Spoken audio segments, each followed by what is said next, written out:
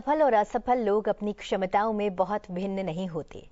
वे अपनी क्षमता तक पहुंचने के लिए अपनी इच्छाओं में भिन्न होते हैं।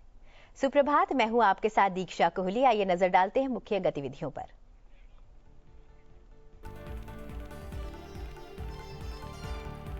लोकसभा में सोमवार को शुरू हुई वित्त विधेयक 2025 पर चर्चा आज भी रहेगी जारी। 2 और विधेयक विचार तथा पारित किए जाने के लिए सूचीबद्ध। राज्यसभा में विचार तथा पारित किए जाने के लिए बैंककारी विधियां संशोधन विधेयक 2024 और आपदा प्रबंधन संशोधन विधेयक 2024 एजेंडे में शामिल। न्यायिक पारदर्शिता पर राज्यसभा सभापति धनखड़ की अहम बैठक। नकदी बरामद पर जताई चिंता। कुप्रथा समाप्त करने का किया आह्वान। नेता सदन और नेता प्रतिपक्ष संग संसद भवन में की चर्चा। कर्नाटक में अल्पसंख्यक आरक्षण पर संसद में हंगामा। सोमवार को कार्यवाही की शुरुआत रही हंगामेदार। विधेयक को लेकर सत्ता पक्ष और विपक्ष में हुई तीखी बहस। राज्यसभा इंटर्नशिप कार्यक्रम में उपराष्ट्रपति जगदीप धनखड़ का संबोधन। युवाओं से संविधान और वैश्विक बदलावों की समझ बढ़ाने का किया आह्वान। धर्म आधारित आरक्षण को बताया असंवैधानिक। कहा, संविधान में इसका प्रावधान नहीं। 30 मार्च को मन की बात में प्रधानमंत्री नरेंद्र मोदी साझा करेंगे विचार। मासिक रेडियो कार्यक्रम का होगा 120वां एपिसोड। नागरिकों से सुझाव भेजने की अपील। संसद के बजट सत्र के दूसरे चरण के तीसरे सप्ताह का आज दूसरा दिन है। आइए जानते हैं संसद के दोनों सदनों में आज सूचीबद्ध विधायी कार्यों के बारे में। सबसे पहले चर्चा लोकसभा के तय एजेंडे की। लोकसभा में वित्त विधेयक 2025 पर आगे चर्चा जारी रहेगी। वित्त मंत्री निर्मला सीतारमण यह भी प्रस्ताव करेंगी कि यह विधेयक पारित किया जाए। वाणिज्य और उद्योग मंत्री पीयूष गोयल राज्यसभा द्वारा पारित बॉयलर विधेयक 2024 को विचार तथा पारित किए जाने का प्रस्ताव करेंगे। संसदीय कार्य मंत्रालय में राज्य मंत्री अर्जुन राम मेघवाल द्वारा 17 दिसंबर 2024 को पेश किए गए गोवा राज्यसभा निर्वाचन क्षेत्र अनुसूचित जनजाति प्रतिनिधित्व का पुनः समायोजन विधेयक 2024 पर आगे विचार तथा पारित किए जाने का प्रस्ताव किया जाएगा।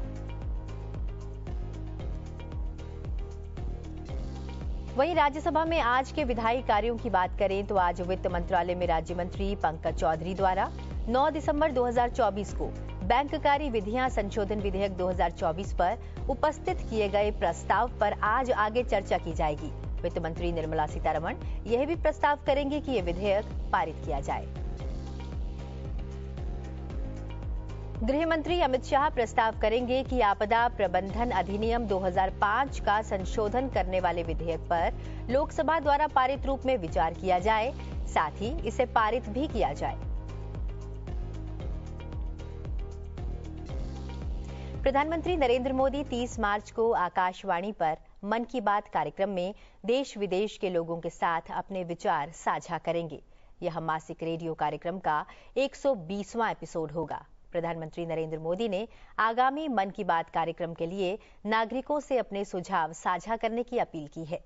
प्रधानमंत्री नरेंद्र मोदी ने सोशल मीडिया प्लेटफॉर्म एक्स पर एक पोस्ट में लिखा है, इस महीने के मन की बात के लिए कई तरह के इनपुट मिलने से खुशी हुई जो 30 तारीख को प्रसारित होंगे।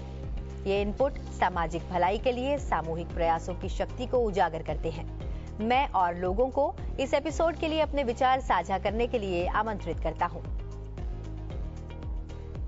आप इस कार्यक्रम के लिए अपने विचार और सुझाव टोल फ्री नंबर 1800117800 पर भेज सकते हैं। लोग नरेंद्र मोदी ऐप या माय जीओवी ओपन फोरम के माध्यम से ऑनलाइन भी अपने सुझाव साझा कर सकते हैं। आगामी एपिसोड के लिए सुझाव इस महीने की 28 मार्च तक स्वीकार किए जाएंगे। यह कार्यक्रम आकाशवाणी और दूरदर्शन के संपूर्ण नेटवर्क, आकाशवाणी समाचार वेबसाइट और news on AIR mobile app पर प्रसारित किया जाएगा। आकाशवाणी हिंदी प्रसारण के तुरंत बाद क्षेत्रीय भाषाओं में यह कार्यक्रम प्रसारित किया जाएगा। सोमवार को संसद भवन में सभापति जगदीप धनखड़ ने न्यायिक पारदर्शिता को लेकर राज्यसभा के नेता सदन और नेता प्रतिपक्ष के साथ एक अहम बैठक की। बता दें कि राज्यसभा में कांग्रेस नेता जयराम रमेश ने यह मुद्दा उठाया था, जिसके बाद सभापति ने सदन में एक वक्तव्य दिया था। उसी संबंध में सोमवार को एक बैठक बुलाई गई थी। बैठक में आगे इस विषय पर सदन के फ्लोर नेताओं के साथ मिलकर चर्चा की योजना बनी है। बैठक के बाद अपने बयान में सभापति ने पारदर्शिता के लिए उठाए गए मुख्य न्यायाधीश के कदम की सराहना की है।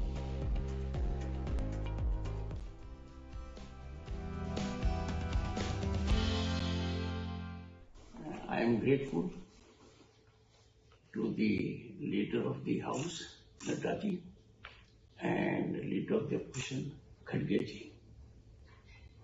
We had meaningful deliberation about the issue that is agitating the mind of judiciary.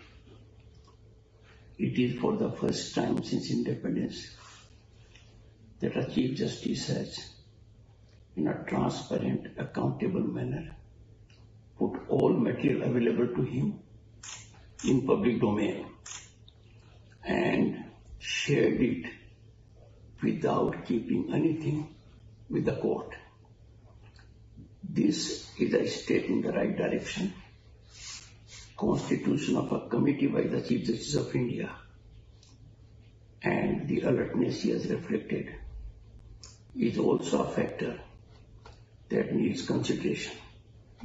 Institutions like the judiciary and legislature serve their purpose best when their in-house mechanism is effective, fast, and upholding public trust.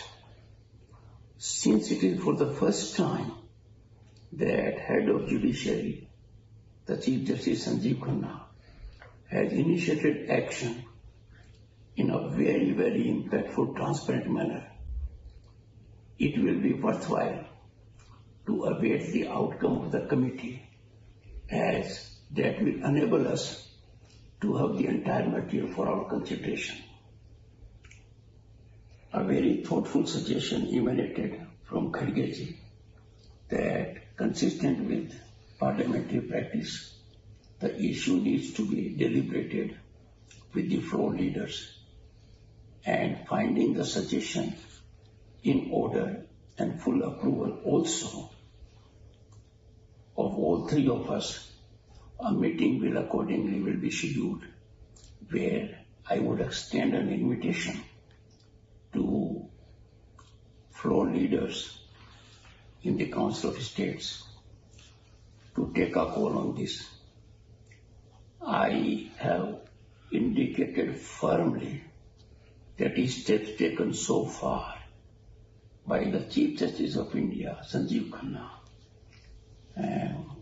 are unprecedented if we go by past performance, and no effort will be spared to make available in public domain by way of an inquiry what could possibly be requirement in such a challenging situation that is agitating mind of members of the judiciary, members of the bar, parliamentarians and public at large.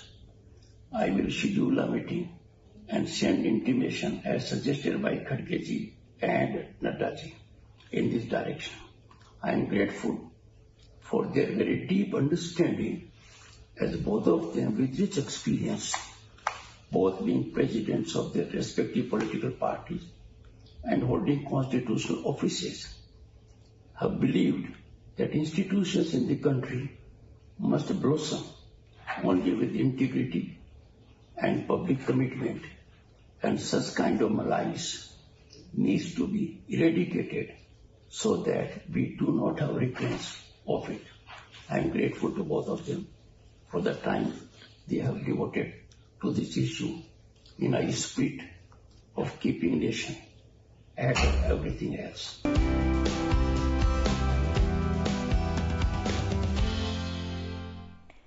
सोमवार को सदन की कार्यवाही की शुरुआत हंगामे के साथ हुई। राज्यसभा में बीजेपी के सदस्य संवैधानिक पद पर बैठे वरिष्ठ कांग्रेस नेता के वक्तव्य के खिलाफ नारेबाजी करने लगे।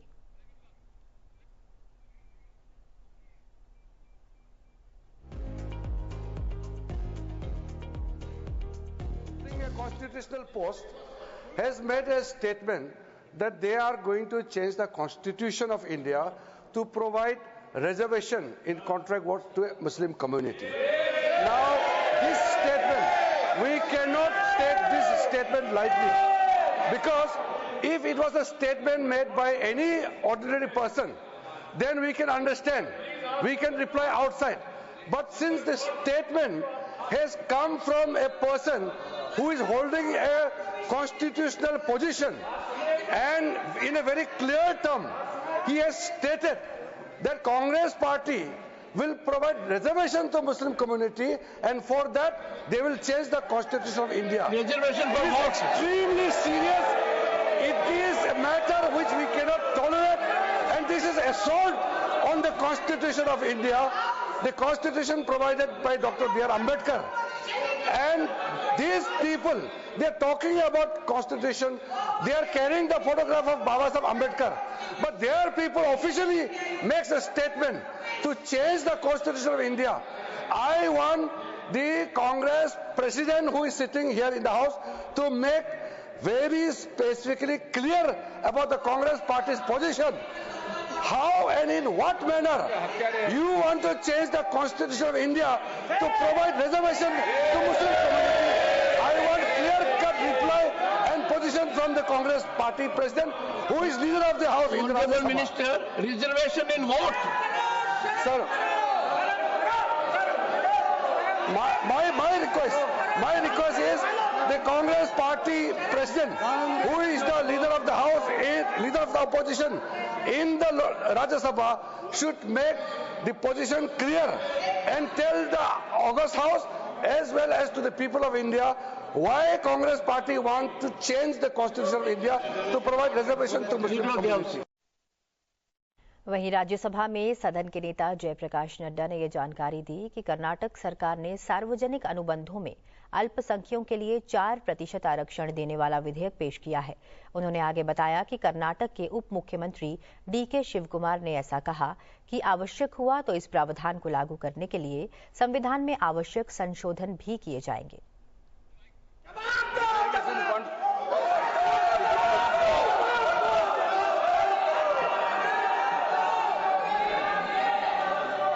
माननीय सभापति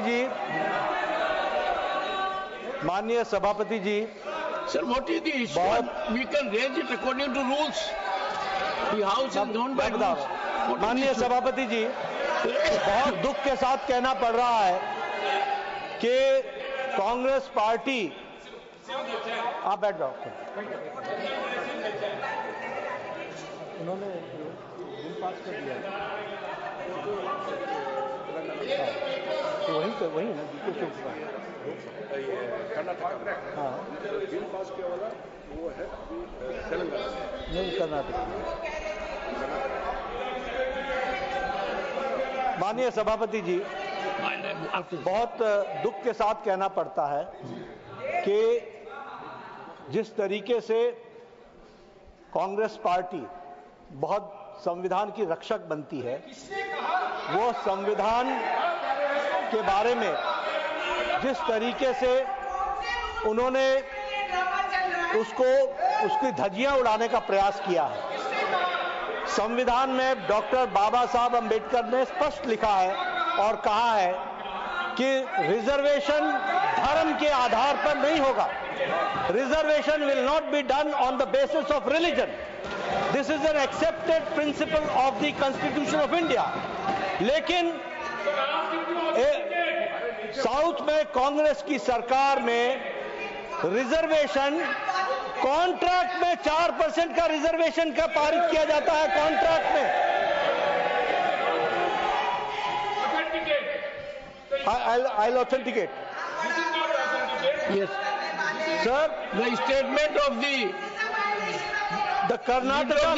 Karnataka में leader of the House, yes. The statement to which reference has been made by the Honorable Parliamentary Affairs Minister, yes, that a constitutional functionary holding position in the political party, yes, has made a statement that there will be reservation, yes, in contract for Muslim community. Yes. That statement be authenticated, Yes, I'll authenticate, and sir. put on the table of the House. The Karnataka During course government, of the day. I'll do that, sir. The Karnataka government has passed a bill granting 4% of reservation to minorities and in public contracts.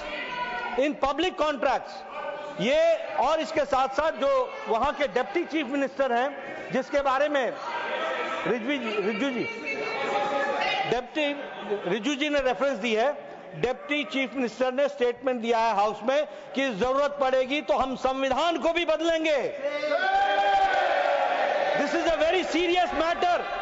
और ये लोग बड़े संविधान के रक्षक बनते हैं और ये लोग संविधान की रक्षा करने की बात सारे देश को बताते हैं, ढोल पीटते हैं, वो संविधान की धज्जियां उड़ाते हैं. ये इसके लिए हम रोक करते हैं. But what do you want? What do you want? I want that such laws and rules should be withdrawn and discussion should take place and Congress party president and the leader of the opposition should answer this question. वहीं नेता प्रतिपक्ष मल्लिकार्जुन खड़गे ने इस आरोप का जोरदार खंडन किया. उन्होंने कहा कि किसी को भी डॉक्टर BR आम्बेडकर द्वारा बनाए गए संविधान को बदलने की हिम्मत नहीं करनी चाहिए.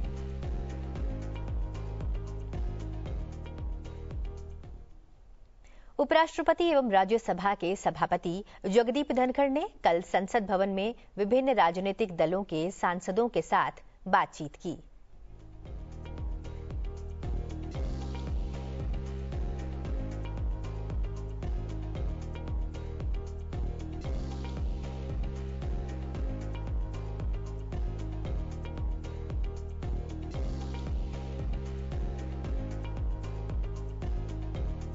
मेघालय के मुख्यमंत्री कॉनराड संगमा ने कल उपराष्ट्रपति एनक्लेव में उपराष्ट्रपति जगदीप धनखड़ से मुलाकात की.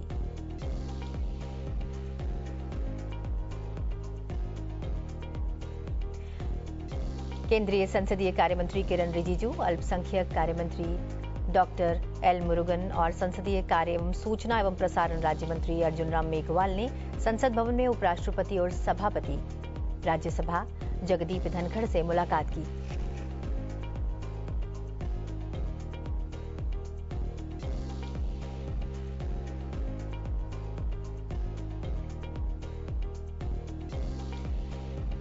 उपसभापति राज्यसभा हरिवंश और केंद्रीय संस्कृति और पर्यटन मंत्री गजेंद्र सिंह शेखावत ने संसद भवन में उपराष्ट्रपति और सभापति राज्यसभा जगदीप धनखड़ से मुलाकात की.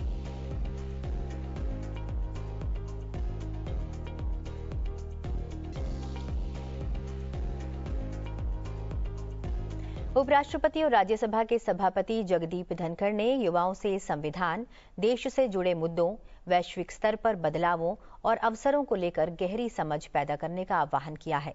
इसके लिए सूक्ष्म स्तर पर जाने और उसके कारणों का पता लगाने का प्रयास करना चाहिए, ये उन्होंने कहा है. वे राज्यसभा इंटर्नशिप कार्यक्रम के प्रतिभागियों के छठे बैच को संबोधित कर रहे थे. उपराष्ट्रपति ने कहा कि भारत दुनिया का एकमात्र ऐसा देश है जिसमें गांव से लेकर राष्ट्रीय स्तर तक संवैधानिक रूप से संरचनात्मक लोकतांत्रिक संस्थाएं हैं. Our country is governed first by constitutional provisions. Changes in the constitution is the sole prerogative of parliament. But there are some changes where parliament alone is not sufficient to endorse constitutional amendment. It has to be endorsed by 50% of state legislatures. But when it comes to amendment of the constitution, parliament is the repository of it. In some cases alongside state legislatures. And the final arbiter, the final authority, no intervention from any agency whatsoever is permissible with respect to constitutional amendment. But with respect to the laws made by parliament or state legislatures, the courts have a role. And the role is of judicial review. And judicial review is the law in accord with constitutional provisions. उपराष्ट्रपति ने कहा कि एक राज्य में धर्म के आधार पर आरक्षण देने के संकेत दिए जा रहे हैं, जबकि इस तरह की संविधान में धर्म के आधार पर आरक्षण का प्रावधान नहीं है। उपराष्ट्रपति ने मंडल कमीशन रिपोर्ट को लागू करके उनके जिक्र करते हुए सुप्रीम कोर्ट में इसकी संवैधानिकता को लेकर बहुत बहस और निर्णय की बात कही। Remember, the Constitution provides for hand-holding mechanism, affirmative mechanism, and that is for scheduled caste, scheduled tribe, and socially and educationally backward classes. So when I was a member parliament in 1989, the government of the day of which I was a part as a minister promulgated what came to be known as Mandal Commission Report applicability. This was challenged in Supreme Court after the government of which I was part had collapsed. A government collapses means it did not complete its term. The next government came. And the next government granted further reservation to economic weaker sections.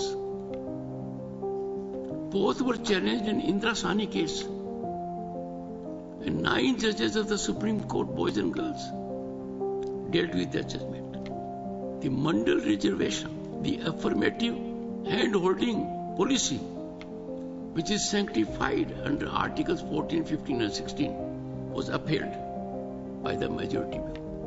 But reservation on account of economic backwardness, economy being a criteria, was struck down as unconstitutional. Now, question immediately arises, how come we have reservation now based on economic criteria? Because then the route was not taken through the Constitution. This time the route was taken by the government through Constitution. First, the provision in the Constitution was amended and economic criteria was made a basis, and that is why the courts upheld it. So you have to be very discerning what you face. You can't guide yourself immediately by perception. You have to move with a thought process. उपराष्ट्रपति ने कहा कि आपने हाल ही में देखा होगा कि एक राज्य में इस बात के संकेत हैं कि वे किसी खास समुदाय या धार्मिक संप्रदाय को व्यापार के क्षेत्र में अनुबंधों के लिए आरक्षण देंगे। अब संवैधानिक प्रावधानों पर नजर डालें, क्या हमारा संविधान धार्मिक विचारों पर किसी आरक्षण की अनुमति देता है? पता लगाएं कि डॉक्टर B.R. अम्बेडकर ने क्या कहा था और आपको पता चल जाएगा कि धार्मिक विचारों पर कोई आरक्षण नहीं हो सकता। ये ऐसी चीज है जिसके बारे में आपको गहराई से सोचना होगा।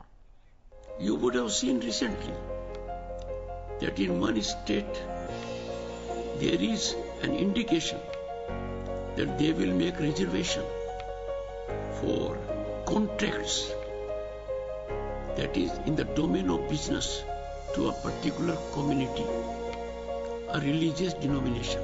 Now look at the constitutional provisions. Does our constitution allow any reservation on religious considerations? Find out what Dr. B.R. Ambedkar had said, and you will be enlightened that there can be no reservation on religious considerations. That is something you have to go into it, deep into it. उपराष्ट्रपति ने कहा कि आज दुनिया की नजर भारत पर है। उन्होंने युवाओं से इस मौके का लाभ उठाने का आह्वान किया। उपराष्ट्रपति ने कहा कि आज भारत तेजी से विकास कर रहा है, उसमें युवाओं की अहम भागीदारी है। उपराष्ट्रपति ने कहा कि लोगों को मूल अधिकारों के साथ मूल कर्तव्यों के प्रति भी सजग और जागरूक होने की जरूरत है। India is recognized in the world as a great power because of you boys and girls, our demographic dividend. It is envy of the world, and you have to perform. You have to neutralize fascism. negativity.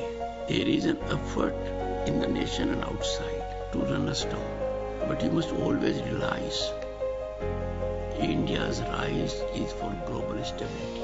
India's rise is for global peace, and youth alone can bring big change. I'm sure you all will work in that direction because you are the serious stakeholders in governance, in future, and therefore you have to change the mindset of people. You have to define citizens' attitude. You have to persuade everyone around that fundamental rights are fine, but we must first carry out fundamental duties. You'll be surprised to know that most people are neither aware of fundamental duties, nor they are aware of our rich culture, Vedas, Upanishads, Purans. और सुप्रभात में फिलहाल इतना ही। अभी के लिए दीजिए इजाजत। देखते रहिए संसद टीवी। नमस्कार।